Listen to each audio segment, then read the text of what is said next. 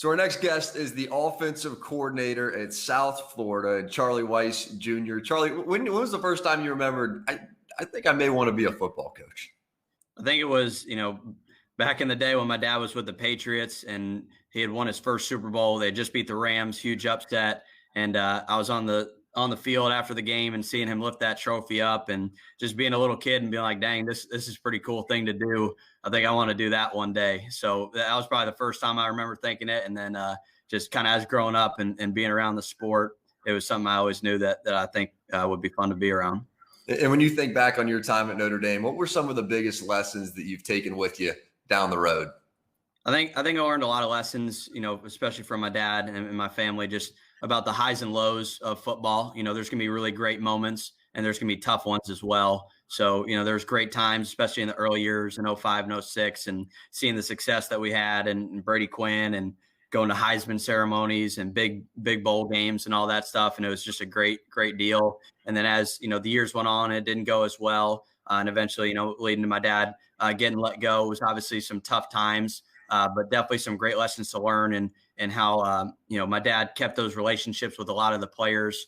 We had our charity in South Bend, Hannah and Friends, and seeing the players come back to see my dad and to help that organization and to be around it. So no matter, good moments, bad moments, those players from all those teams, always were around my dad afterwards and helping with things like that. And just seeing the positive relationships that can be built from it. Yeah, and just in the formation of your childhood, because you're trying to grow up at the same time and go through middle school and all these things, and it's impossible to not be known as the coach's son.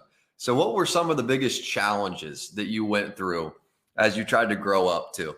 For sure. I mean, it just becomes such a big part of your life, and it becomes like your personality of, that, hey, you're just, Charlie Weis' son. And so, you got to form your own way and, become your own person. And so that was something that I always had to do and work on. And football was just such a big part of my life that it was, hard to focus on other areas and do different things. But overall, I'm extremely grateful because it opened so many opportunities for myself in the future and helped develop me as a coach. And when you now look back at some of those pictures, I was just flipping through and you're holding the signs over there on the sideline, standing next to your dad when he's on the crutches. So many of those timeless images. What goes through your head these days? Just, a lot of fun moments, getting to be a kid on the sideline. It was just like those games were everything to me back then, just living and dying by every game. And, probably, too much, just thinking about everything. But just great times, great opportunities. I can't believe, I was holding up the signs and doing it at a young age, and that was crazy. But don't think I messed it up ever. So I think I was all right there. But just cool getting to see my dad work and see all that stuff. But good times and bad, but just, great memories overall. And then how do you describe what it'll mean when you run back out of that tunnel into Notre Dame Stadium on Saturday, and this time as an offensive coordinator? Yeah, I think it'll come a little full circle. It's certainly, that's where I kind of felt like I started, getting my intro to coaching and what I wanted to do. Now getting to do it at a big stage is certainly a really cool moment. It'll be a little weird hearing the fight song and not being on that sideline. But, once the ball gets kicked off, it'll be a fun game and just looking to do whatever I can do to help our team win. I mean, how old were you when you started to, pull out the napkin, pull out the notebook and start to formulate your own offense and what that may look like? I think I started pretty young, probably going over after high school I was at St. Joe High School right across the street from Notre Dame. So I'd pop right over after school and go over into the football office and bug some of the GAs to try to learn some things. So probably then. And what did that offense look like then? How has it evolved over the years? I wasn't very good back then. Got a little bit better as time gone on. Did you always know you wanted to spread out, have an athletic quarterback, or is that just kind of what you've fallen into now at South Florida? I think I kind of fell into that one in my upbringing in the coaching world. Back then, man, it was all under center and all that stuff. Yeah. And so as you bounced around all these different programs, so many great mentors that you came across, who were some of your favorites and what did you take from them as you went? I think everyone, knows my dad and all that, but, the two people that probably had the most was Coach Saban and getting that opportunity at Alabama and then Coach Kiffin to the same spot. So I got hired there in 2015. And and that was after I'd finished school at Kansas. Got to Alabama and got to learn from both of them in different regards. Getting to learn structure and organization from Coach Saban and how detailed and disciplined he was in that regard. Learning recruiting, some of those areas as well, and then also learning the defensive side of the ball, which certainly is important as an offensive coach to know what the guys on the other side are thinking and doing. So we always had our staff meetings. We watched the tape together. So offensive coaches, defensive coaches, everybody was in there. So it was really cool to learn from him in that way, to hear, hey, this linebacker is supposed to be fitting this gap, so he should do this and that. So that was really cool. And just seeing how he runs the team. And then moving on to Coach Kiffin and his offensive abilities and knowledge, certainly learned so much from him, seeing how, he runs an offense, see how he runs quarterback meetings, seeing how he formulates a game plan and how he operates on game days and calls plays.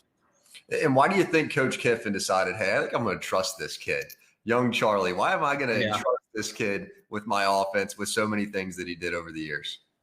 Yeah, it really started, I think, just because I was the breakdown guy when I was at Alabama. So I always watched the tape of the opponents, and I would formulate a scouting report and kind of give my presentation every Sunday to the offensive staff and to Coach Kiffin himself.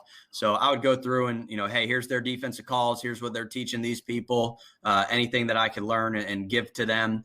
And so after I started doing that for a few weeks, as time went on, kind of got more comfortable with it and, started to go from, hey, not just here's what they do to here's what they do. And here's some ways I think that we could attack it. And apparently he was thinking the same things that I was. And he just kind of learned to, give me more opportunities with that. And you were what, 24 years old when he names you the offensive coordinator? I always felt like, the age 24 is plenty old enough. How do you view that age? And then how have you sort of shifted from 24 to today?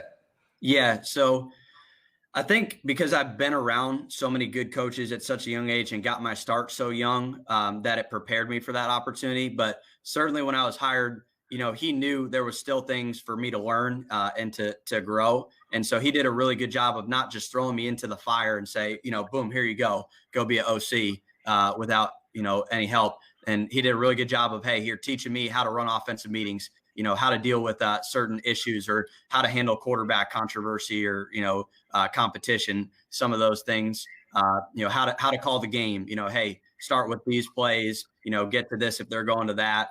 He did a really good job of helping me in those regards. And then as time goes on, with anything, the more you do it, the better that you should get at it. And so, that's where it kind of got into today. The youngest offensive coordinator ever. I mean, how does that resonate with you? I didn't know that, but I guess it's pretty cool. I'm so thankful. So blessed to have the people that I've been around and to be given that opportunity by Coach Kiffin himself, and then all the other coaches that I learned from growing up, from my dad to, like I said, Coach Saban and so many other coaches as well. Yeah. And there's plenty of upside. And believe me, I've lived it myself, to having a dad that's, prominent in the game of football, but there's an undercurrent to navigate as well. Definitely. How did you think about some of the morons over the years and some of the noise that just inevitably surrounds it? Yeah, I think you just got to block it out, and just, believe in yourself, believe in what you're doing. And, just not listen to any of the outside noise, control what you can control, do the things that you can do. A lot of the things that we coach our players to do, we got to take ourselves as well. So I think that's probably the biggest thing. And when do you feel like the moment was when, people stopped looking at you as Charlie Weis's son and started respecting you as not only your own man, but your own coach? I'm not sure. Maybe for some people it happened, maybe for some others it hasn't. But, I felt like, when we played our bowl game against SMU last season, Coach Kiffin had moved on to Ole Miss, and, I was kind of on my own for that one and having a really good performance, that day. Maybe that was it for some people, but still gotta earn it and gotta work my way as time goes on. Mm-hmm. In what ways are you different than your old man as a coach? Most people think we're quite different, but he might be a little bit more old school. Maybe I'm a little bit more new school. I don't want to say my dad wasn't positive, but or upbeat or any of that stuff. But we definitely got some different personalities. But I feel like he gave me lots of good lessons and lots of good teachings to take throughout it. And the schemes are very different as well. He watches the tape and he's like, "What are you guys doing? You're not even blocking this guy, and why are you doing that?" So different game nowadays, I guess. Does he still give you little notes or little critiques, or how do those football conversations go between the two of you these days? I normally just call him, every day on my way home or after a game or all that stuff. And he's definitely got plenty of things to say about, what we could have done better and all that. But no, he does a good job of staying out of it and give me good little notes of things to work on or to improve. I've always tried to keep, with my relationship with my dad, to have some football relationship that's a work relationship that I cherish, and then also some other relationship where it's just we don't even talk football. Is Definitely. it the same with you two, or how has that played out? Oh yeah. I mean, football is obviously a huge part of your life. And, I think if you don't have a relationship outside of football, it just becomes nonstop, ball all the time. So we definitely talk about things outside of life, watch movies together, watch shows together, whatever it may be. So we definitely have plenty of stuff like that. Any favorite shows or favorite movies? Ooh, I'm trying to remember. Man, we've watched quite a few. He loves the old ones. The old Rocky movies, I think, are kind of his favorite from back in the day. So a lot of times watching those together. Yeah. But you have had, and I know you two are different, and I know schematically you're different. Football just continues to evolve. I mean, that's just the nature of this thing, is that it's just constantly evolving. But what have you taken from having that front row seat to your dad for all those years? I think how he handled quarterbacks is definitely, in terms of the true football side of things, one way. How he coached them, how he taught them, not just teaching them, their responsibilities, but understanding not just what they're doing, but how it fits into the scheme as a whole.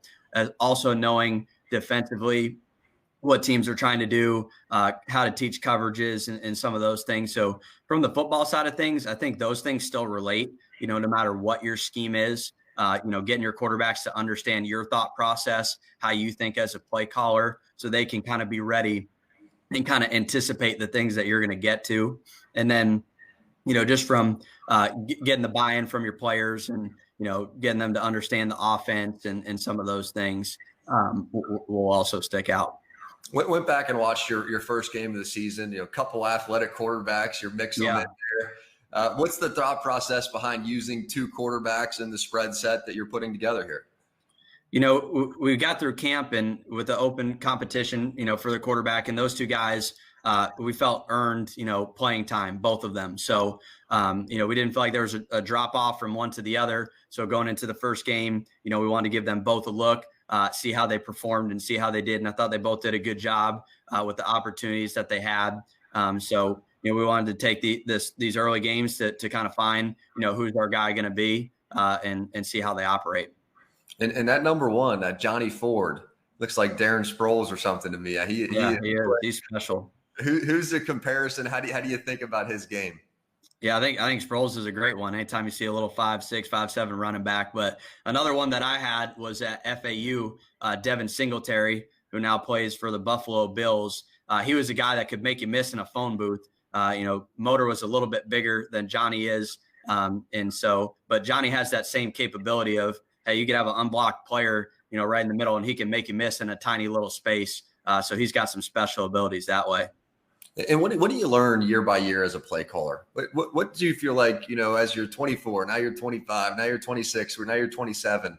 What starts to change over those years? I think you learn from your past mistakes, and so from anything that you have in the past, maybe some things that you wish, you could have had back or whatever, and you kind of just keep that as a mental note to in the future, I'll make sure to get that corrected, to do it differently that way. And, I think Coach Kiffin and Coach Scott as well have done a good job of, helping groom me and teach me different things and handle different situations. So it's just always learning from things that have happened in the past. And you mentioned Coach Scott. He, of course, had the great run with Clemson, and that's what gets him this opportunity at South Florida. How far back do you two go, and why do you think he trusted you at this position? Yeah, not very far. We had one phone conversation. We both played Charlotte last year, him at Clemson and us at FAU. And we had a little conversation, probably 10, 15 minutes, just talking football and all that stuff. And from that phone conversation, I guess I left a memory on him, and I certainly thought he did a great job of helping us out. And so after the season, he kind of called me up and came down to interview me in Boca, and we had a really great conversation. I was just extremely, impressed with Clemson's offense and Clemson's culture and all the things that they did, and seeing how he wanted to build that down here at South Florida made it super, super promising and super encouraging to me, and was something that I wanted to be a part of. Yeah. And as you know, this Notre Dame defense is going to be a little bigger, going to be a little faster than last week. How does that change the way that you attack or think about attacking as offensive coordinator?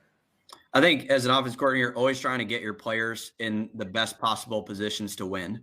So that's going to be different game to game. It's definitely going to be different playing the Citadel than playing Notre Dame. There's going to be some bigger, faster players out there for sure. And so I've just got to do a good job of getting the ball in our guys' hands in the best ways possible, putting our linemen in positions to succeed. And so how that looks week to week is going to be different. And obviously Notre Dame presents a huge challenge with that. They're a great defense. Any dream jobs as you look down the line here? I mean, you've been in so many great programs already, coached so many great coaches. Is there anything that just lingers in the back of your head as just potential future dreams down the line?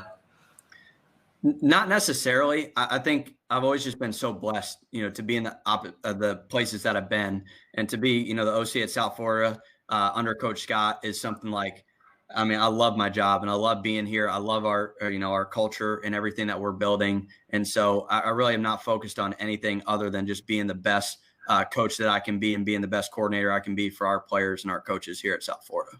Yeah. You feel like an old 27, by the way? I think so, in terms of the coaching, for sure, being around it for a long time. I look at you as an old 27. Coach, thank you so much for your time. Really proud of you. I mean, you just very much. And worked your ass off through the ranks. And you've earned everything that you've got and will continue to do so. Best of luck to you Saturday as you come back home. Thank you very much. And obviously, great job to you too. I know you dealt with a lot of the same things, so keep crushing it, man.